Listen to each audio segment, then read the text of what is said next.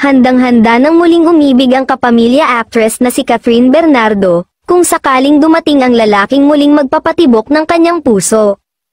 Ito ang inamin ni Catherine sa panayam niya sa Fast Talk with Boy Abunda ng GMA7 ngayong Lunes, October 28, 2024, nang bumisita siya sa programa para i-promote ang upcoming movie nila ni Alden Richards na Hello, Love, Again.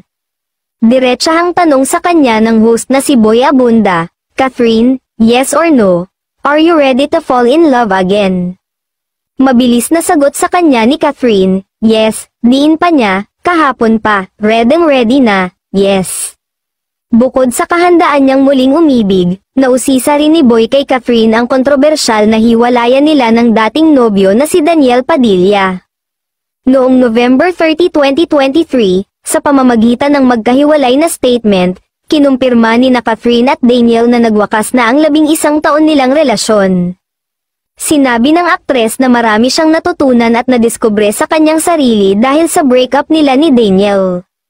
"I've learned so much from my past relationship during, I'm talking about growth, I'm talking about being unselfish, about gratitude, dreams, and all. Lumaki ako sa 11 years ng relationship na yun. So during that 11 years, I'm learning, and after, when the breakup happened, ang dami ko ring natutunan after sa sarili ko at sa lahat ng nangyayari, feeling ko, I'm still in work progress, but I still don't know the real definition of love."